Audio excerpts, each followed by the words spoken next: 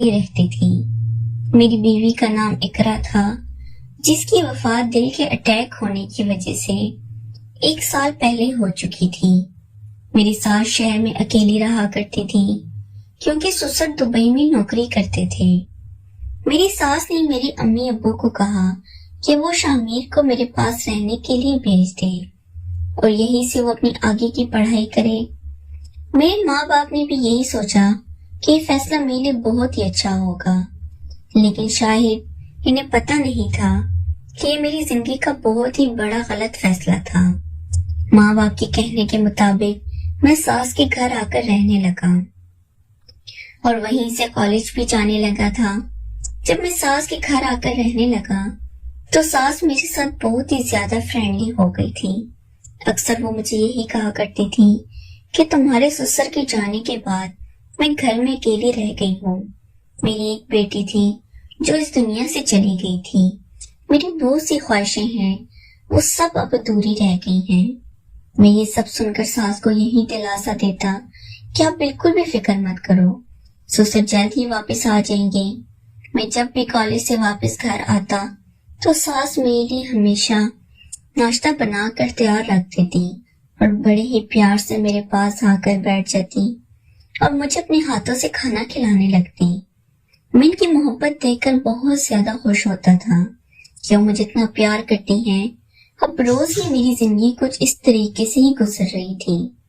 اب ساس دھیرے دھیرے رات کو بھی میرے کمرے میں آ کر میرے بغل میں ہی سو جاتی اور پھر میرے بدن پر ہاتھ پھیرنے لگتی۔ میری ساس کی عمر صرف 38 سال تھی، لیکن جب ساس میرے بدن پر ہاتھ پھیرتی تو مجھے کچھ عجیب سا احساس ہونے لگتا۔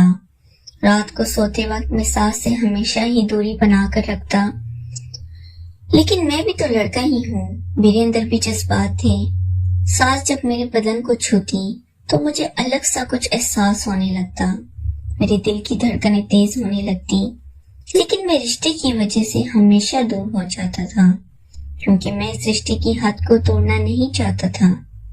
میری ساس کا گھر بہت ہی بڑا تھا، لیکن مجھے بھی ساس کی طرح یہی افسوس ہوتا کہ ساس کے پاس ہر ضرورت کی چیز ہے، لیکن کہ شوہر ان سے بہت دور رہتے ہیں۔ ساس کے مقابلے میں ہمارے گھر کے حالات تھوڑے خراب تھے۔ ساس کی شادی کے 1 سال بعد ان کی بیٹی ہوئی تھی۔ جب وہ 17 سال کی ہوئی تھی تو میری اس کے ساتھ شادی ہو گئی تھی۔ شادی کے بعد 1 سال وفات ہو گئی، اس لیے ساس کی کوئی بھی اولاد نہیں تھی۔ مجھے ہمیشہ لگتا ہے کہ شاید وہ مجھے ایک اولاد جیسا ہی پیار کرتی ہے، لیکن شاید یہ میری ہی غلط فہمی تھی۔ ساس ہمیشہ اکثر رات کو میرے سر پر آ کر اپنا ہاتھ پھیرتی رہتی اور مجھے کہتی، مجھے تمہارے سسر کی کمی بہت زیادہ کھٹکتی ہے۔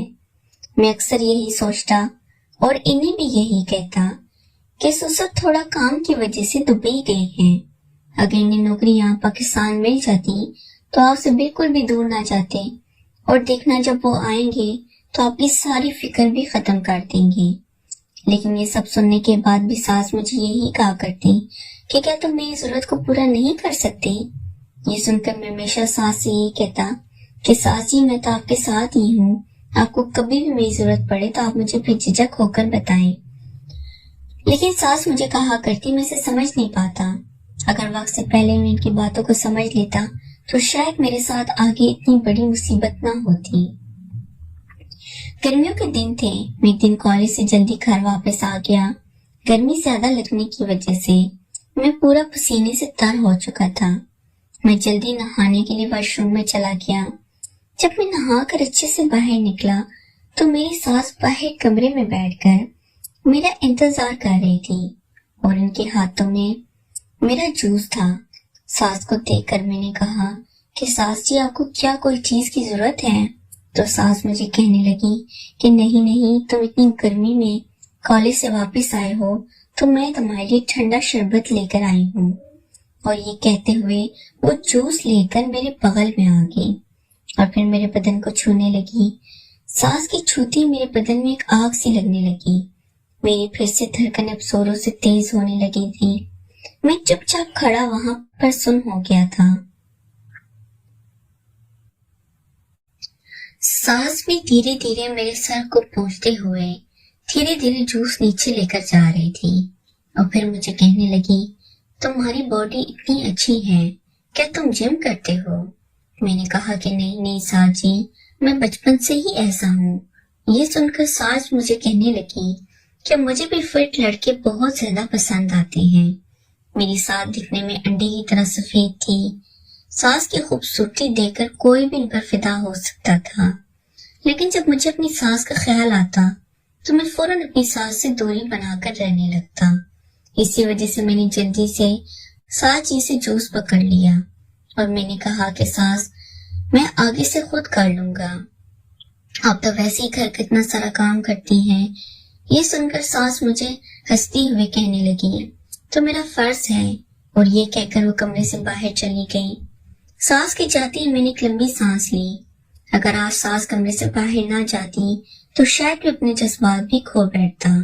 मैंने जल्दी से अपने बदन को पोंछा और नीचे लंच करने के लिए चला गया। जब मैंने डाइनिंग टेबल पर बैठा तो सास फौरन मेरी बगल में आकर बैठ गई और मेरा हाथ पकड़कर मुझे अपने हाथों से खाना भी खिलाने लगी। मैंने सास को इनकार भी किया, सास मैं खुद से खा लूंगा, लेकिन सास मेरी कोई भी बात मानने को तैयार नहीं थी। सास ने जब मेरा हाथ पकड़ा तो मेरा बदन फिर से कड़क होने लगा। मेरे अंदर के जज्बात फिर से उभरने लगे। मैंने अपने आप को पर बहुत ज्यादा काबू करके रखा हुआ था।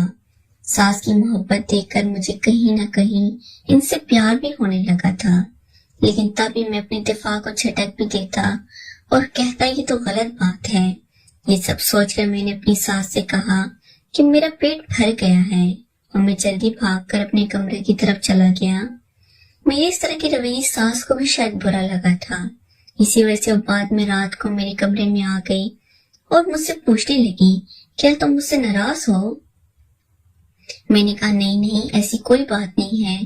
तो फिर सास मेरे बगल में आकर बैठ गई और फिर मुझे कहने लगी कि फिर कैसी बात है, और फिर अपने हाथों से फिर से मेरे बालों को सहलाने लगी। और बालों को सहलाते हुए फिर से सास ने अपना हाथ मेरी गर्दन पर रख दिया और फिर अपने हाथ को धीरे से मेरे बदन के नीचे तक ले जाने लगी। अब मैंने भी अपनी आंखें बंद कर ली थी। अब मेरे भी जज्बात फिर से उठने लगे थे। मेरे इन जज्बातों पर काबू पाना मेरे लिए बड़ा ही मुश्किल होता जा रहा था। मेरा दिल कर रहा था अब मैं इस लम्हे को अच्छे से गुजार लूं। मेरी आंखें बंद देखकर मेरी सास ने बिस्तर से चादर उठाकर हम दोनों के ऊपर उड़ा दी और फिर अपना हाथ आहिस्ता आहिस्ता मेरे नीचे ले जाने लगी। अगर आपको वीडियो अच्छी लगी प्लीज चैनल को लाजमी सब्सक्राइब करें। शुक्रिया।